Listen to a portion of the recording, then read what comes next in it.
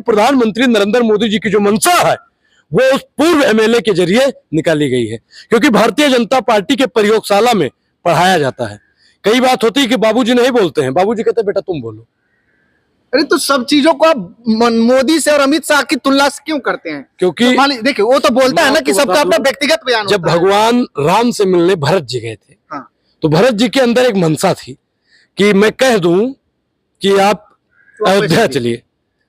वो अपने गुरु जी से कहते हैं कि हमारे अंदर हिम्मत नहीं हो पाती है क्योंकि हमने भैया के सामने आज तक कुछ बोला नहीं, तो आप ही बोल दीजिए।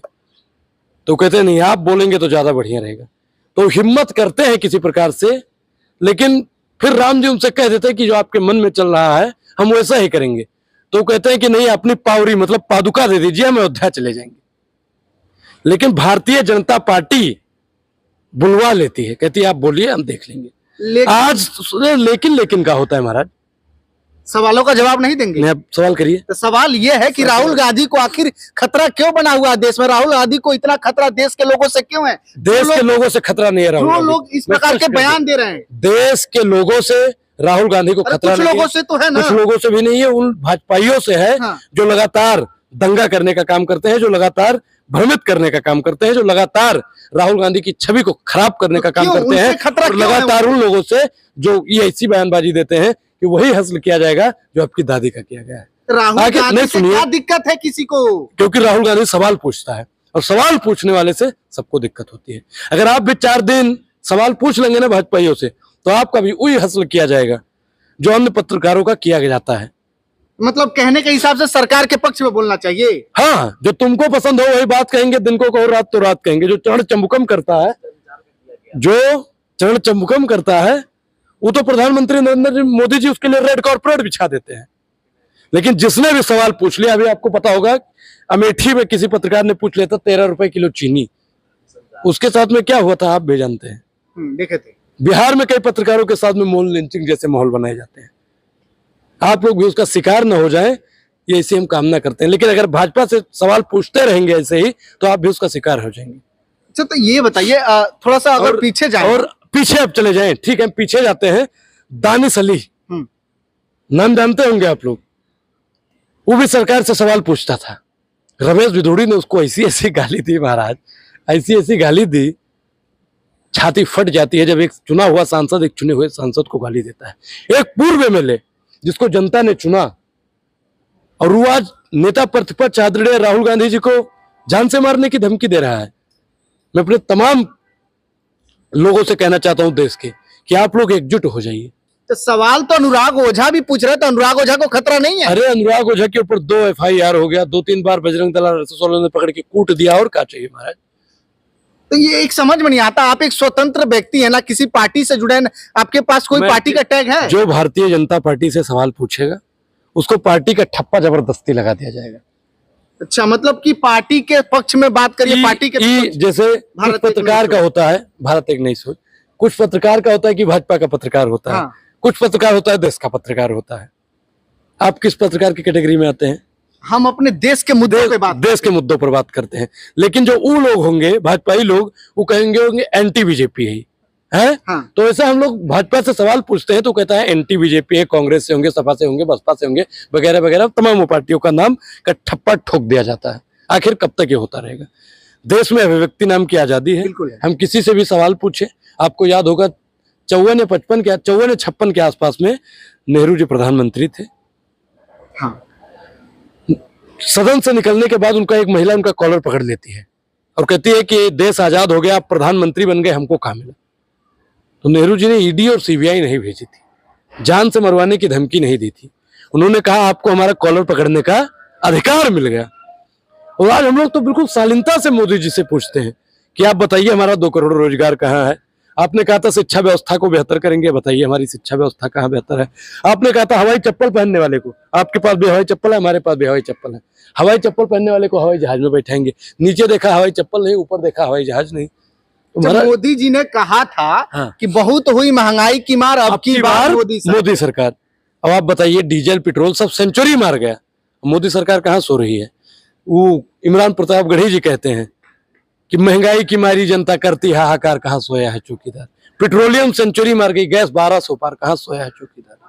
तो क्या अगर कांग्रेस की सरकार आ जाए तो क्या पुराने दाम पे ये सब वापस आ जाएंगे? बिल्कुल, हम तो कहते हैं कि साहब आपके अच्छे दिन अडानी और अंबानी को मुबारक हो। हमको हमारे वही पुराने दिन ही लौटा दीजिए। हमको वही 70 रुपए में डीजल पेट्रोल लौटा दीजिए। 18 रुपए और 15 रुपए किलो वाला हमारा आटा लौटा दीजिए। हमारी वही 3 रुपए वाली कलम लौटा दीजिए। भाजपा की सरकार में साहब आपकी जानकारी के लिए बता दें कि दूध पे टैक्स, दही पर टैक्स, मक्खन पर टैक्स, हर चीज पर टैक्स लगा देने का काम किया है। और एक चीज और बताएं महाराज, बताइए। उनका नाम है उनका जो प्याज और लहसुन नहीं खाती हैं, स्मृति ईरानी, वित्त मंत्री वित्त जी। मंत्री निर्मला सीतारमन जी। सीतारमन जी वो कहते हैं कि हम लहसुन प्याज नहीं खाते हैं। दूध तो पीती होंगी, पीती हैं, आटा खाती हैं, सब कुछ नमक खाती हैं, हैं? बिल्कुल खाती हैं, ये कपड़ा पहनती हैं, पहनती हैं। चप्पल भी पहनती होंगी, हाँ। शैम्पू भी लगाती होंगी, बिल्कुल। क्रीम पाउडर भी लगाती होंगी। तमाम ऐसी चीजें हैं जिसका वो दिनचर्या में अपने उपयोग करती हैं। पानी भी नहाती भी होंगी, बिल्कुल बिल्कुल पंखा भी चलाती होंगी, हाँ। कोलगेट भी करती होंगी, घड़ी भी बांधती होंगी, हैं? बिल्कुल। और सब पर टैक्स लग गया है। तो इस टैक्स से देश का विकास हो रहा है, देश में एक्सप्रेसवे बन रहा है, देश में एयरपोर्ट बन रहा हे है, महाराज। देश में सब चीजों की हे गति मोदी बढ़ जी, गई है। हे मोदी जी, इस टैक्स को आप 50 गुना और बढ़ा दीजिए। आप देश का विकास कर रहे हैं। मैं चाहता हूं कि अडानी को विश्व स्तरीय पर 2 नंबरी बना दीजिए, 1 नंबरी बना दीजिए। यही चाहते हैं ना टैक्स लेके। 10 सालों ए से महाराज, सवाल ये 10 सालों से पहले साल भी से एक्सप्रेसवे बताएंगे से आपको। चढ़े हैं कभी? अरे हम बहुत चढ़े हैं, आपको बता दें हम पहले। ये कितने रुपए की शर्ट है? होगा 400-500 का, 500 रुपए का। ये कितना दिन हुआ लिए हुए? लगभग 2-4-6 महीना हो, 6 महीने, 6 महीने में इसको कितना बार पहने हैं? सैकड़ों बार पहने होंगे। सैकड़ों बार पहने होंगे। बिल्कुल।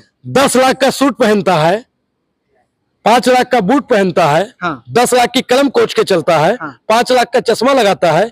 वो बताइए कि 10 लाख का सूट एक बार, एक दिन में एक बार, उस झुट्ठे की एक कपड़े में 2-4 फोटो दिखा दीजिए, मिलेगा? ये आप कहे पहनते हैं महाराज?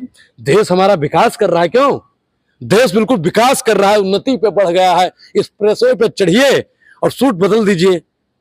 भाई गाड़ी में मोदी जी बैठते हैं दूसरा कपड़ा, एक्सप्रेसवे का उद्घाटन करते हैं दूसरा कपड़ा, फिर गाड़ी में आके बैठते हैं दूसरा कपड़ा। महाराज ये चमत्कार। तो ये वाकई में सवाल पीछे भी तो जाता है। इंदिरा गांधी, राजीव गांधी, हाँ, जो भी नेहरू परिवार के लोग थे, गांधी, वो लोग भी तो ये काम करते। क्या वो एक ही ड्रेस में भर दिन रहते थे, हर जगह जाते थे? वो लोग नहीं बदलते थे? उस समय तो सवाल नहीं पूछा। 24 घंटा कपड़ा बदलते थे, 24 घंटा कपड़ा उतना उस समय हमारा जन्म नहीं हुआ था तो नहीं देखे। नहीं देखे हैं। हाँ, बिल्कुल। तो सवाल भी मत कीजिए। बिल्कुल एक सवाल चीज बनता बता है, रहे, सवाल गाना बनता याद है। आ रहा है मुझको हाँ, कि जो खानदानी रईस है वो हाँ। मिजाज रखते हैं हाँ। नर्म अपना। अच्छा।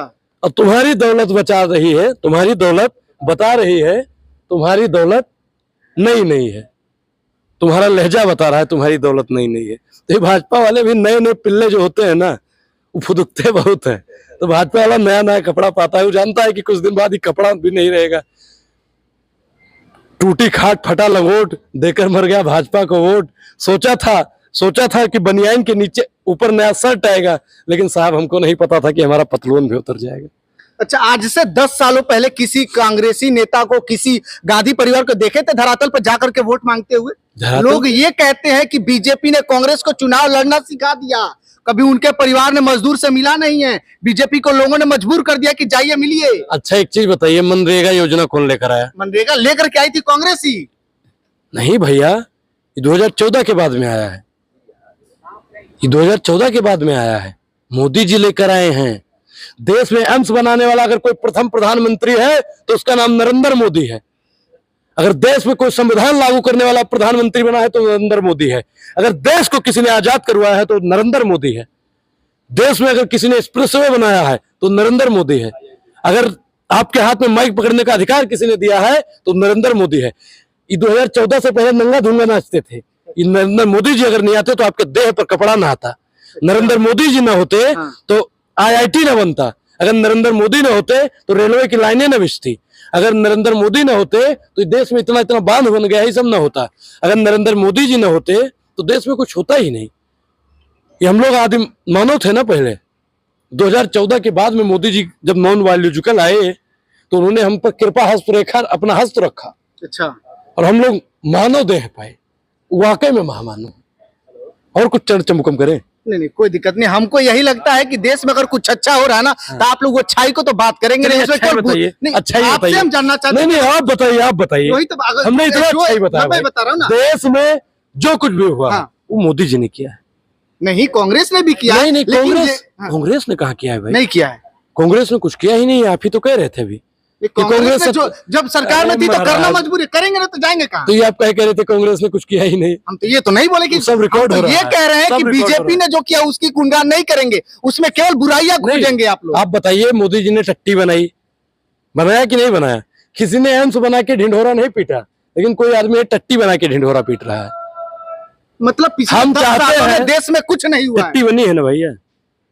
मतलब केवल एक वही मुद्दा आप लोग को दिखाई हम दे लोग रहा है। चाहते हैं कि देश का गरीब, दलित, पिछड़ा, किसान, आदिवासी का लड़का सचिवालय जाए।